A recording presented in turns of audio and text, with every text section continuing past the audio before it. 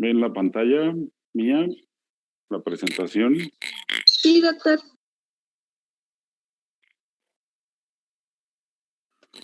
Ok, pues finalmente ya estamos aquí, creo que es la última clase que tienen y pues ya en estas alturas ya saben quién pasó y quién no pasó. Así es que a los que pasaron, échenle ganas, a los que no pasaron, pues aquí los veré el año que entra a ver si ya se animan a que sea en vivo, porque como pueden ver, no se puede enseñar ni aprender medicina en una computadora. No es la manera ideal. Entonces, las pláticas de hoy es tumores cerebrales supratentoriales e infratentoriales. Ahí están las fichas, como siempre. Y bueno, ¿por qué dividen eso de supra o infratentoriales? ¿Por qué se dividen así? Pues por probabilidades, por estadísticas, por presentación, por anatomía. ¿Ustedes creen que un tumor de un nervio craneal va a ser supratentorial? Pues no. ¿O un tumor de la corteza va a ser infratentorial? Pues tampoco. ¿A qué se refiere con eso de tentorio o tentorial? ¿Cuál es la tienda? Pues aquí está, es la tienda del cerebelo. Es una capa de meninges que divide al cerebro con el cerebelo. Recordemos ustedes que también las meninges forman los senos. Estos senos son muy importantes porque a veces los tumores están pegados a ellos y eso los hace en muchos casos inoperable o irresecable. Entonces, esto es los tumores que están abajo del tentorio o los tumores que están arriba del tentorio. Una vista rápida, por ejemplo, es esta. Arriba del tentorio, pues el cerebelo, el cerebro, y abajo del tentorio, el resto del encéfalo. Un poco más claro la imagen. Esto es el tentorio. ¿Sí? Obviamente es una capa, está en perspectiva, por eso se ve acá, pero digamos que esto es el tentorio, este es el seno, uno de ellos, este es el otro seno, y lo que está aquí abajo, digamos que es infratentorial, y lo que está aquí arriba es supratentorial. Como les decía, los nervios craneales, prácticamente todos, aunque estos dos estén supratentoriales, prácticamente todos son infratentoriales. Y también los vasos sanguíneos. Hay hemangiomas, hay algunos otros tipos de tumores que están infratentoriales, porque el polígono de Willis y todas sus ramas, pues son infratentoriales. ¿Cierto?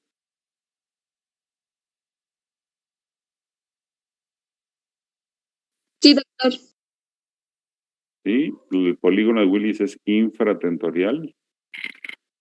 Bueno, ok, sigamos.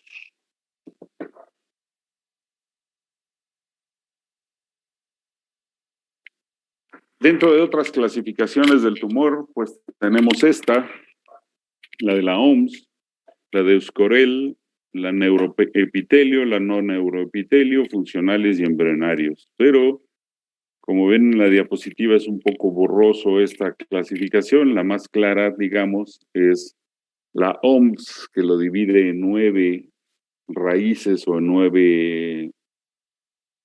9 cosas. Y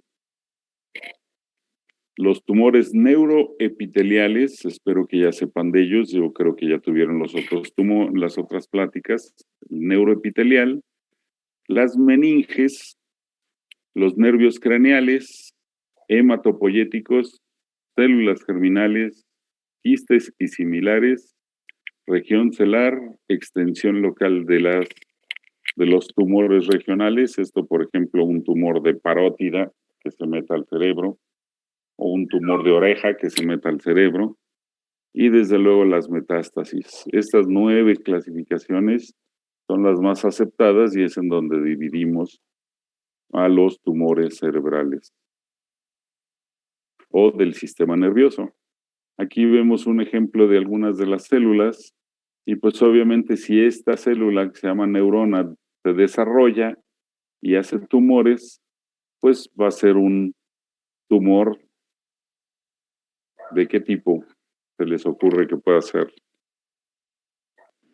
Supra.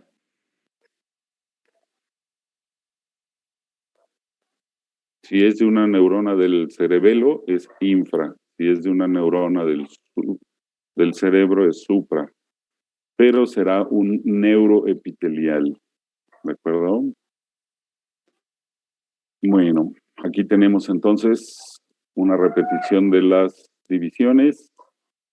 Y aquí estamos viendo un tumor. Y siempre les digo que no podemos decir qué clase de tumor es hasta que no lo saquemos.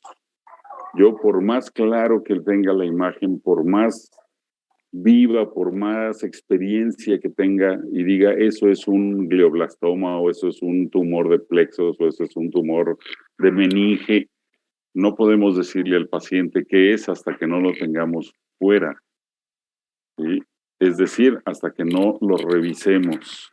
Y esto, creo que ya lo habíamos platicado antes, mientras más morado esté, más células, más mitosis hay.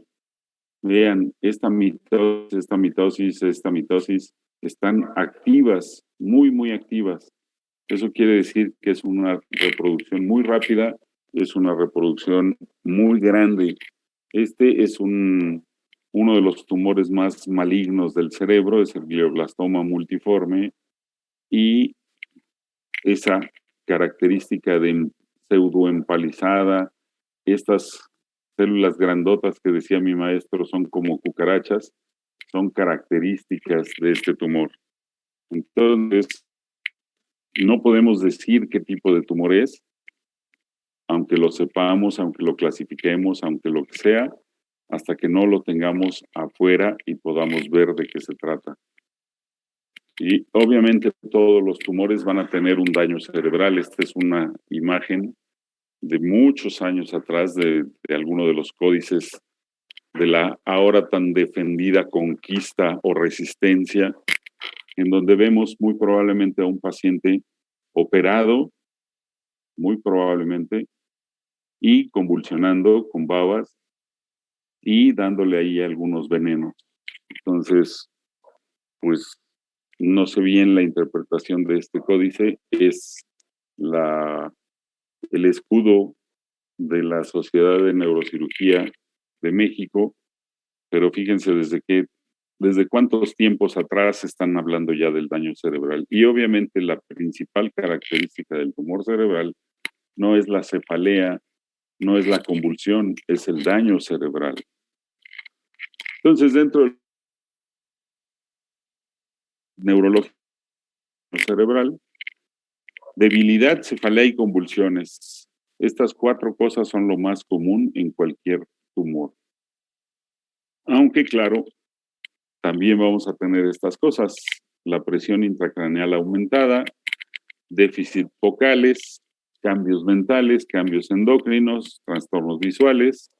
Esto nos dará una orientación hacia algo supratentorial, mientras que lo infratentorial nos dará hidrocefalia, cerebelo, datos cerebelosos, vómitos o, como les he dicho, los nervios craneales afectados.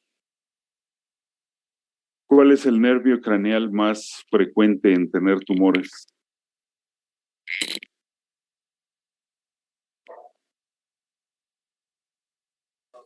¿El óptico? No.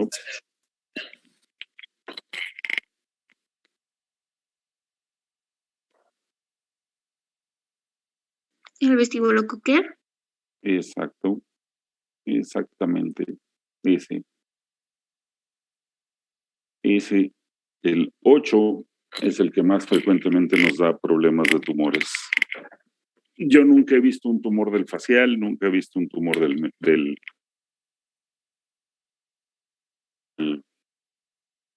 sí he visto tumores del óptico, Y sí he visto muchos tumores del 8, vestíbulo coclear o auditivo. Síntomas, pues ya decíamos, problemas de visión, problemas de audición, vértigos, movimientos, etcétera, etcétera, etcétera. Signos, conciencia alterada, convulsiones, parecias, plejías y parálisis. Esto, por ejemplo, digamos que es como nos describiría un paciente que tiene un problema en el óptico precisamente y que así ve borroso en las esquinas, etcétera. Resulta ser que este paciente, falta la imagen. No, esta es la forma en la que empiezan a ver los pacientes que tienen problemas alrededor del quiasma o del óptico. En este caso, es un paciente que está muy alto, que le crecieron mamas, histopatema, dirían ustedes que es. ¿Un tumor en la hipófisis? Exactamente.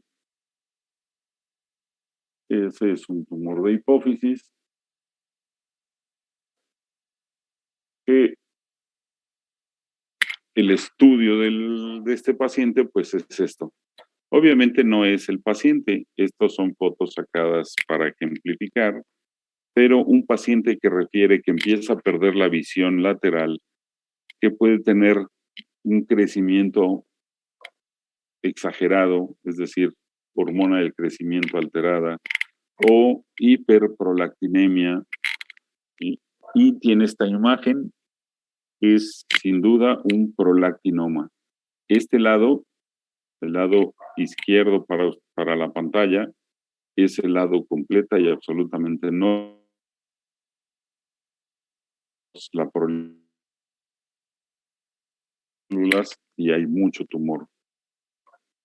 Esta fotografía sí me tocó a mí revisarla cuando hice el curso de patología y de hecho mi maestro hasta lo publicó, dijo que nunca había visto un corte así tan claro entre lo sano y lo malo. Aquí tenemos entonces la imagen. ¿Esto será infratentorial o será supratentorial?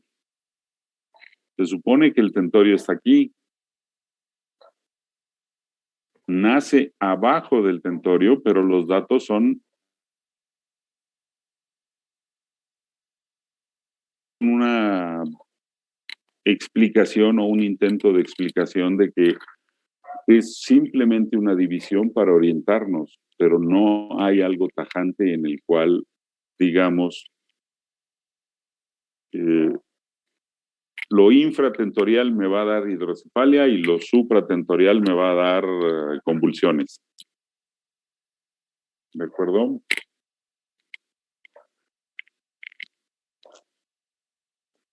Esto también ya se los había comentado, un paciente que es malabarista y de repente está como si estuviera borracho, pero sin estar borracho, ¿qué sería? Con esta histopatología, pues un méduloblastoma, es decir, un tumor infratentorial porque está en el cerebelo. Y aquí lo tenemos. Hay un grupo de tumores que creo que no les dan plática de eso, pero es importante que lo conozcan, que se llaman facomatosis, el famoso hombre elefante. Estas manchas, alguna de sus compañeras alguna vez lo tenía, no me acuerdo en qué año, y esta otra mancha, todas esas manchas, un montón de pecas, podemos decir aquí. Cualquiera de estas manchas, cualquiera de estos problemas, nos refieren a o nos hacen, nos obligan a revisar al paciente. Este niño solamente tiene la mancha, pero muy probablemente cuando tenga 17, 18 años va a tener un tumor cerebral o un tumor en las vías nerviosas, puede ser un tumor del acústico también, porque se dice que el cerebro y la piel vienen de la misma capa, allá embriológicamente vienen de la misma capa, entonces cuando hay una alteración en la piel, es decir, una facoma, puede haber una facomatosis. Insisto, son tumores propios de la piel, digámoslo así. Esto, estamos enseñando las flechitas, es un neurofibroma, que tal vez sea el más común, la neurofibromatosis. Esto es una neurofibromatosis. Pero está el Stuger-Weber, el von Recklinghausen, el Osler no sé qué rayos. Es un capítulo interesante de facomatosis. Y esto pues es una imagen muy, muy característica de un tumor que refuerza tremendamente. Esto, para que no se confundan, es una resonancia. Ya no sé si supieron o no supieron que es una tomografía y que es una resonancia, pero bueno, esto es una resonancia. Y vean ustedes estas colitas que se ven aquí así. Estas colas que vemos hacia la meninge, pues nos hace pensar que esto es un meningioma. Esa imagen es clarísima, esa imagen es absolutamente inolvidable, pero insisto, no podemos decirle al paciente que es un tumor benigno, meningioma, hasta no tenerlo afuera, porque dentro de los meningiomas hay tumores malignos. Hay dos clasificaciones de meningiomas malignos. Entonces, aunque sea una imagen muy característica, el diagnóstico histopatológico es lo que nos dice qué tipo de tumor es. Esta es la previa a la que les estaba diciendo. Un paciente que ve así, borroso, completamente perdida la visión de un solo lado, muy probablemente tiene un glioma del óptico. Aquí vemos el óptico más o menos normal, pero aquí lo vemos bastante grande. Obviamente esta es una imagen de resonancia y aquí vemos la capa del nervio y la proliferación de células en el tumor del óptico. Esto es un glioma del óptico. Y esto, el otro nervio, espero que ya lo hayan localizado, y estas son unas empalizadas de Anthony A, Anthony B, muy interesantes también. Y es otra de las imágenes clásicas de un schwannoma. Esto es un schwannoma del acústico. Vean cómo está totalmente abajo de todo, o sea, un infratentorial. Como mnemotecnia importante, los sub y los son del niño. La mayoría de los infra son de niño, la mayoría de los supra son de adulto. Y entonces, en los niños, ¿cuáles serían el diagnóstico que podemos encontrar? Pues generalmente meduloblastomas, ependimomas o astrocitomas de bajo grado, el pilocítico, el cerebeloso. Los astrocitomas de bajo grado, digamos que es de grado 1, grado 2, y los de alto grado es grado 3 y grado 4. Hay autores que dicen que el grado 4 es el glioblastoma. Habemos otros que pensamos que el grado 4 es 4 y el glioblastoma es glioblastoma. Y metástasis y gliomas malignos en niños, como decía mi maestro, debe haber, pero es como una gallina con dientes. Nunca he visto, pero debe haber. Y adultos, gliales, meningiomas, metástasis, schwannomas, linfomas, germinales. Lo que pasa con los germinales es que muchas veces los síntomas o los datos aparecen en edad adulta. Por ejemplo, un craneofaringioma. El craneofaringioma es un tumor de muy lento crecimiento que prácticamente es de hueso y que da síntomas ya en edad adulta, pero es un tumor que viene desde niño. Si le hubieran hecho una tomografía o una resonancia a ese niño, lo hubiéramos encontrado, pero generalmente no se hacen estudios para ver si encontramos tumores o a ver qué hacemos, ¿no? Los hacemos cuando empieza la sintomatología.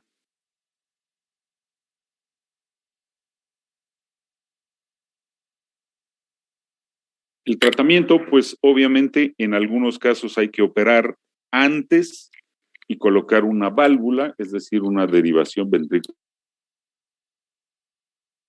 Damos el líquido, ¿se acuerdan de la fórmula esa de el volumen de líquido cefalorraquídeo con volumen de sangre y volumen de no sé qué? Bueno, pues tenemos que hacer una derivación del líquido cefalorraquídeo para que ese tumor no esté comprimiendo de más al cerebro, o más bien el cerebro no sufra de más por el agua y por el tumor. En algunos casos se pone una válvula. Tenemos también que usar esteroides. Es muy, muy, muy importante usar el esteroide en estos casos y a altas dosis. Anticomiciales, es decir, evitar crisis convulsivas. Muchas veces cuando un paciente tiene un tumor cerebral y convulsiona, se clava, se enclava o se muere.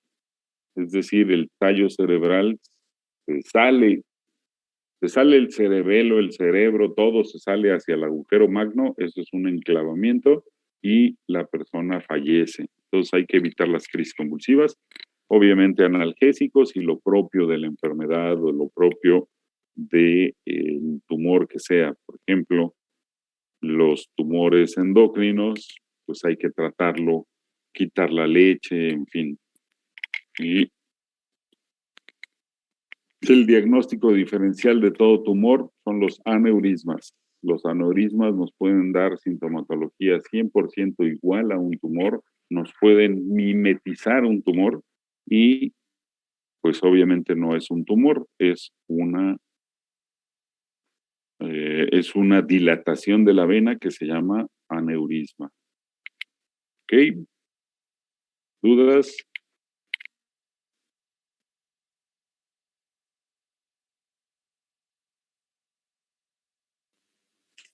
Creo que no. Bueno.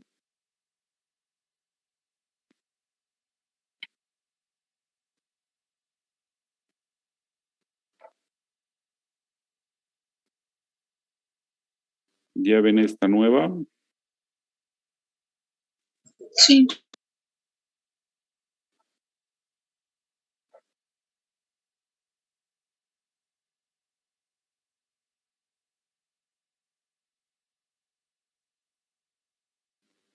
A ver, vamos.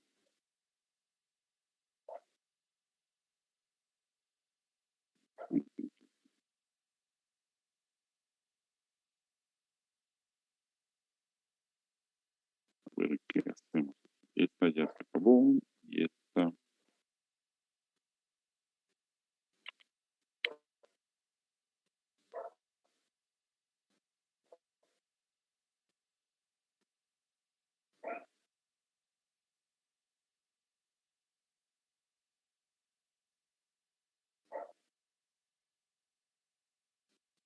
Mm.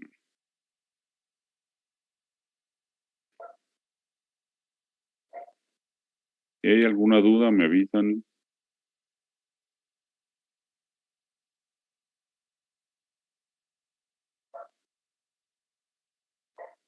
¿Ya se está viendo? Sí, doctor. Sí, doctor. Ok, bueno, espero que se vea bien. La siguiente clase que tenemos es cefaleas con exploración de fondo de ojo, etcétera. Yo no sé cómo podemos hacer una plática de exploración de fondo de ojo, o más bien una práctica de fondo de ojo por esta vía, pero bueno. La definición de cefalea, hay muchísimas, incluso también hay muchísimas clasificaciones. Hay muchas tablas, por ejemplo, esta en la que nos dice que una jaqueca clásica es de este tipo, la típica es asá, la de Horton es así, la del dolor de cabeza es asá. Aquí tenemos otras clasificaciones. Esta clasificación es la de Wolf o la de Ollensen. no sé cuál de las dos sea, pero son los dos que han clasificado más o que hicieron una gran clasificación. Por ejemplo, migraña con aura, migraña sin aura, migraña con aura típica, y hematoma intracraneal, hematoma intracerebral, hematoma subdural, hematoma epidural. Obviamente esta clasificación se va a traumatismo craneoencefálico. Entonces, estas clasificaciones prácticamente ya no existen, aunque hay mucha gente que lo sigue usando y desgraciadamente o afortunadamente esto nos sirve como una simple orientación. Esta diapositiva, por ejemplo, esta foto, viene en la propaganda de un analgésico, creo que es Naxeno, no sé. Entonces, mientras los farmacéuticos sigan usando este tipo de cosas para decirle al médico que sus productos son buenos en este o en aquel caso, va a ser difícil quitar este tipo de clasificaciones. Aquí la recomendación es que no vean enfermedades, vean pacientes. Y la cefalea, como decía el maestro Velasco Suárez, fundador del instituto, gobernador de Chiapas, etcétera, etcétera, como decía él, la cefalea es un síntoma, nunca una enfermedad, pero no podemos despreciarlo. ¿Sí? Insisto, los ejemplitos estos de todos los que tratan de, pues de separar, por ejemplo, clasificación según la Internacional de las Cefaleas, número de crisis, 15 al mes, más de 15, más de 3 meses, menos de 15, menos de 16 o menos de 30. Si ustedes le preguntan a una persona cuántas veces le ha dolido la cabeza, la respuesta más frecuente y casi siempre es diario, doctor, diario me duele. Y si haces una evaluación más fuerte o incluso vives con ella, te darás cuenta que le duele cada 2, 3 días o cada 5 días, en fin, y eso no cambia la clasificación o no cambia el tratamiento. Entonces, toda esta palabrería es para decirles que las clasificaciones ya son obsoletas. Solamente hay una clasificación que vamos a ver más adelante, que es más viejo todavía, porque hay una clasificación de cefalea por abuso de analgésicos, específicamente los ergotamínicos. La ergotamina es muy usada, era muy usada por los médicos como primer medicamento antimigraña, el famosísimo Sidolil o el Cafergot o Trinergot o Parcel o Tonopan, todos esos tienen ergotamina y hacen un rebote muy fuerte. Generalmente cuando una persona tiene muchos crisis de dolor, de migraña y muchos años, ya ha tomado o ya es adicta a la ergotamina. Yo les pediría que en las personas jóvenes no la usen. Afortunadamente ya está controlada, necesitan receta. Y pues lo menos que puedan usar la ergotamina es mejor. Realmente hace unos efectos muy gachos secundariamente. Seguimos con algoritmos y clasificaciones. Y bueno, en conclusión, la cefalea tiene muchísimas cosas de estudio, de división, de entendimiento, de datos, de orígenes, de tratamientos. La cefalea es algo que todos los médicos deberíamos de conocer, tanto como la hipertensión, tanto como la diabetes. Son enfermedades o son datos de todos los pacientes. Todos los médicos deberíamos de manejar bien la cefalea y por lo menos otras 10 cosas. Aquí tenemos cefalea vascular, cefalea orgánica y el estrés o cefaleas de origen muscular. Esas 3 clasificaciones son las que deberían de existir en estos momentos y no ninguna otra. vascular, orgánica y muscular. ¿De acuerdo? Creo que la que nos toca es la orgánica. Entonces, pues, ¿qué es un dolor de cabeza orgánico? Si se sube el azúcar, ¿nos va a doler la cabeza? Habrá gente que diga que sí, habrá gente que diga que no. Pero eso sería un ejemplo orgánico. ¿Un tumor cerebral es orgánico? Sí. ¿Una fractura es orgánica? Sí. Espero que entiendan la diferencia entre orgánico y no orgánico. Y entonces, ¿cuáles son los orígenes del sistema de la cefalea? Todo lo que tenga que ver con el sistema nervioso central. Ya sabemos que el cerebro no duele, pero los vasos sanguíneos, las meninges, esas sí duelen. Y entonces un tumor cerebral nos va a producir dolor de cabeza por compresión a esas estructuras. Los músculos, desde luego que nos duelen. De hecho, por ejemplo, pudiéramos decir que la neuralgia del trigémino, lo que duele más son los nervios, aunque, los músculos, aunque el dolor empieza en el nervio y el nervio transmite el latigazo, pues lo que nos queda doliendo o lo que queda más mal, pues es el músculo. Las arterias, ya decíamos, duelen, los nervios craneales. ¿Duelen los nervios o producen dolor? ¿Producen dolor? Producen dolor. Buena pregunta. ¿Pueden producir dolor? Por ejemplo, un tumor del octavo, o un tumor de esto, imagínense que este mecate se aumenta, engrosa, va a apretar lo que está a un lado y este engrosamiento va a producir el dolor de lo que está ahí, generalmente las venas. Pero bueno, entonces, estos son los grandes grupos de la cefalea. Esta debería de ser la clasificación válida. Orgánico, tensional o vascular. Lo orgánico, a fuerza tenemos que tener una imagen. ¿Sí? A fuerza. Yo no puedo decir, es que usted tiene un tumor cerebral porque convulsiona y está medio loco. Tengo que verlo. ¿Sí? Tensional, complicaciones, y lo vascular o las migrañas, generalmente es el multitratamiento y herencia, etcétera. Esta es una radiografía que me tocó ver en la residencia. De hecho, era una paciente que habían visto ya muchos pacientes, muchos doctores, muchos, por dolor de cabeza crónico.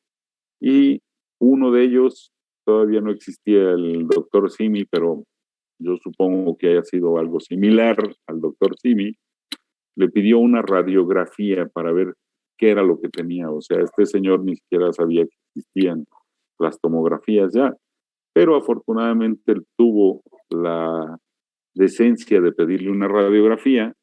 La señora llegó a radiografía y el radiólogo nos mandó llamar y nos dijo, oigan, ¿esto qué es? Pues eso también, sin ninguna duda, al verla, porque obviamente esta paciente se operó y se mejoró mucho su cefalea, al verla nos dice que es un meningioma, es una calcificación muy grande, redondita, frontal.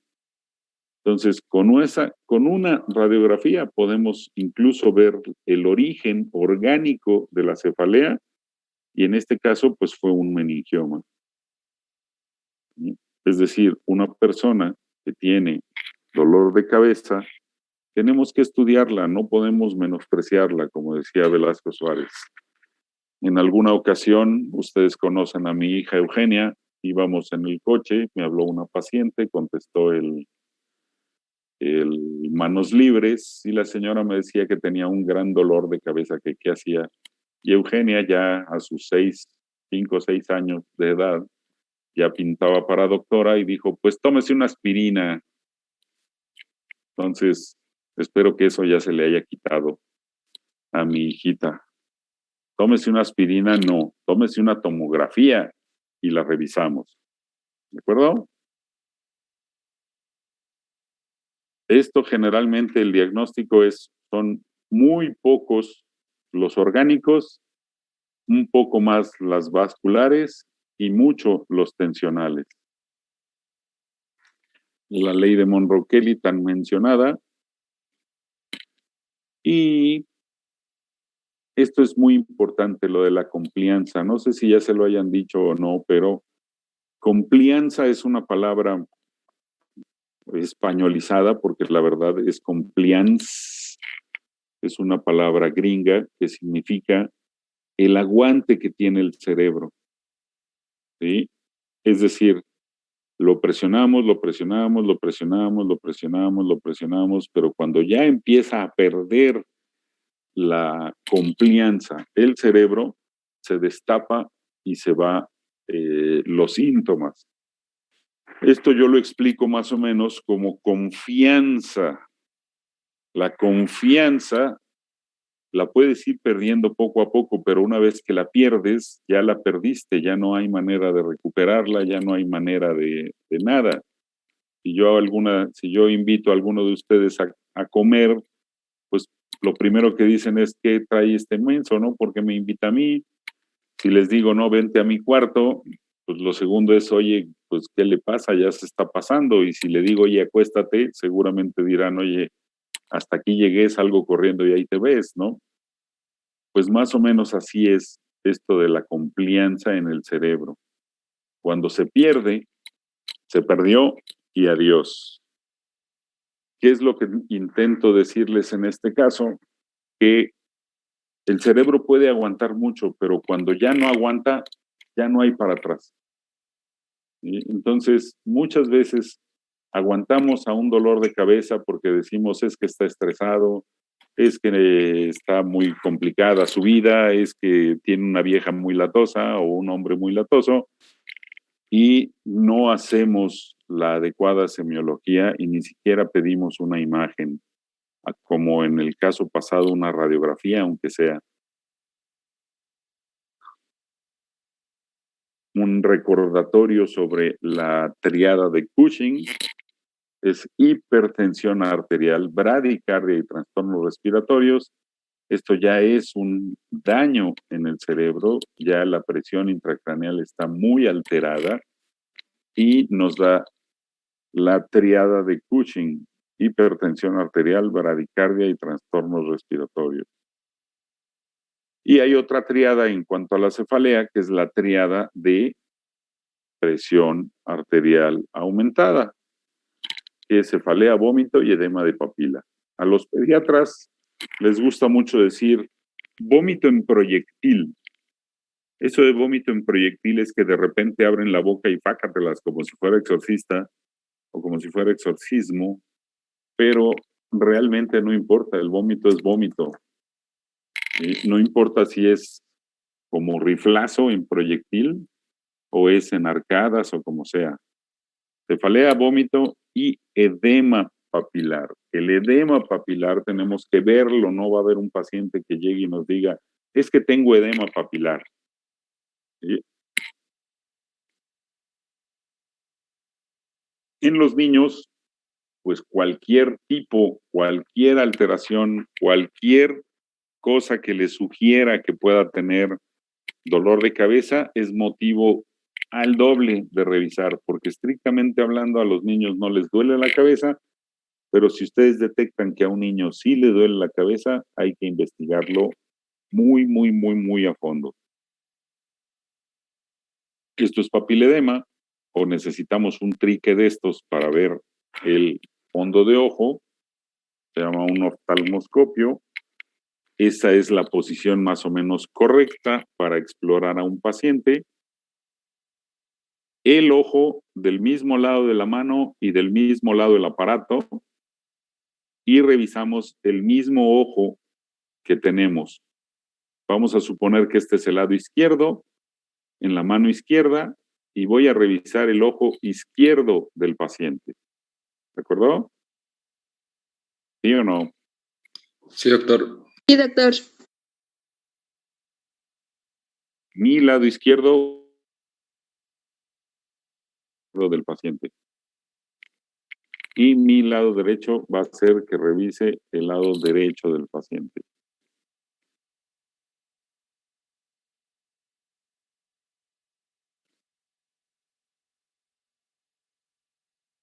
¿Y qué es lo que vamos a ver ahí adentro? Pues esto. Y la imagen que debemos de encontrar es esta. Esto es lo normal. Normalmente, generalmente, cuando empezamos a ver el fondo de ojo, lo que vemos son estas rayas. Hay que seguirlas hacia el centro de la cara, es decir, hacia la nariz. ¿Sí? Este paciente me está enseñando su fondo de ojo, yo caigo y veo esto, tengo que seguir esta vía hasta que encuentre esta cosa que se llama como papila. ¿Ok? Este chipote. Esto es lo que estoy buscando. Y si encuentro algo así, ya me hace pensar que hay un problema. Y si la persona tiene dolor de cabeza, pues definitivamente tiene algo adentro y urge hacer el estudio. De preferencia, tomografía, porque la hay en todos los resonancia, pero de preferencia tomografía, y aquí sí se justifica el contraste, una tomografía contrastada. ¿Sí? Estos son los 3 tipos o 3 previos de papiledema.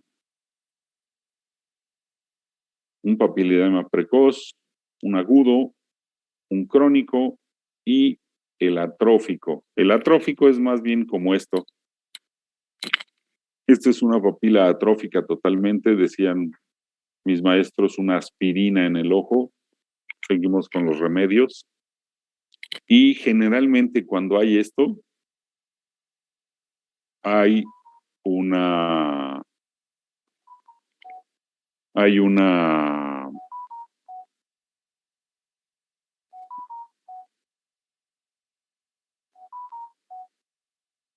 ceguera. Generalmente cuando vemos así un fondo de ojo, el paciente está ciego, ya no ve. Algunas son reversibles, pero en este grado ya no es reversible. Tal vez esto se pueda revertir, pero esto es una imagen completa y absolutamente normal. El tratamiento de las cefaleas, yo siempre digo que es preventivo, abortivo y general. Si la persona es muy nerviosa, pues hay que darle algo para que se tranquilice. Si la persona es migrañosa, pues hay que evitar las cosas que sabemos que causan migraña, que ya seguramente les dieron ese tema. Y, por ejemplo, las comidas, como el vino tinto, el café, el chocolate, las nueces, etcétera, cerveza incluso. ¿Sí? Esos son medidas generales. El abortivo, a manera de abortar una cefalea, los mejores medicamentos son los triptanos, el sumatriptán, el no sé qué triptán, el no sé qué triptán, los triptanos. Ahora el más comercial de todos es el Zomig o Carimpa. Son los 2 que había. Antes estaba el Imigram, el Imitrex, etcétera. Esos son medicamentos, insisto, los triptanos son los mejores abortivos. La ergotamina es un abortivo también, aunque, como les dije al principio, hay que medir su uso. Y el mejor tratamiento para la cefalea, desde mi punto de vista, desde mi experiencia, desde mi práctica, es el preventivo. Y siempre le digo a los pacientes, tienes que saber qué es lo que te causa el dolor. Si tú detectas que te duele la cabeza porque ves a tu suegra, pues el mejor tratamiento es no verla. Y ya, eso es preventivo. Pero que la suegra es muy metiche y ya llegó, pues entonces córrela y eso es abortivo. ¿Sí? Generalmente dentro de lo preventivo usamos vitaminas o algunos placebos algunas veces, y dentro de lo abortivo, pues los AINES, o como les decía, los triptanos. ¿Sí? Y pues con esto terminamos. Los casos clínicos se los debo. Realmente no me interesa, pero si no hay dudas de ninguna de las dos, espero que les vaya muy bien, y los que no, pues ahí los veré el año que entra. Gracias. Muchas gracias, doctor. ¿No hay dudas? Yo tengo una Bueno, duda, doctor. sí. En el meningioma nos dijo que se veían unas colitas en la imagen. ¿Tienen un nombre específico? O... No como nombre. Ay, no es nombre específico, pero es así como, déjame buscarlo y te digo, ¿eres Giselle, verdad? Sí, doctor.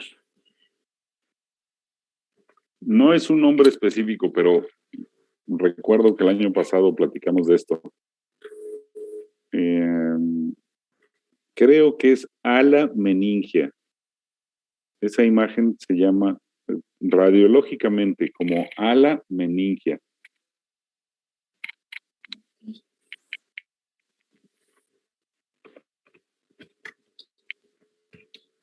¿Ok? ¿Algo más? Yo tengo una duda. Sí. ¿Qué vitaminas se pueden dar para el tratamiento preventivo? Generalmente la que se usa es la vitamina B, pero sabemos perfectamente que todas las vitaminas se almacenan y se tiran, excepto una, la vitamina A no se tira. Si tú exageras con la vitamina A, te vas a poner naranja o amarillo, la piel te va a llenar de esa vitamina y te vas a poner naranja o amarillo, dependiendo obviamente del color de tu piel. Todas las demás vitaminas, en cuanto llegan a un límite necesario, se tira. Pero generalmente la que se usa es la vitamina B, y hay complejos, hay 12 vitaminas B. Está el complejo B o el trinergot, por ejemplo, es vitamina B con ergotamina. El cafergot es ergotamina con cafeína. Entonces, generalmente lo que se usa y es muy, muy, muy común es el dolo-neurobión o el dolo-pangavit o el dolo-tiaminal, que el dolo tiene diclofenaco o algún otro analgésico, y los que no tienen esa palabrita de dolo se refieren solamente a la vitamina. Hay medicinas que son las 12 vitaminas B, hay medicinas, o sea, me refiero en el área comercial, hay vitaminas que tienen 3 vitaminas nada más, la famosísima tiamina, niacina y la cobalamina, no sé qué rayos, que son los 3, es decir, el complejo de 12, el complejo de 3 o el complejo de 1, que es la tiaminal principalmente, pero es el complejo B. Gracias. Y de nada, ¿algo más?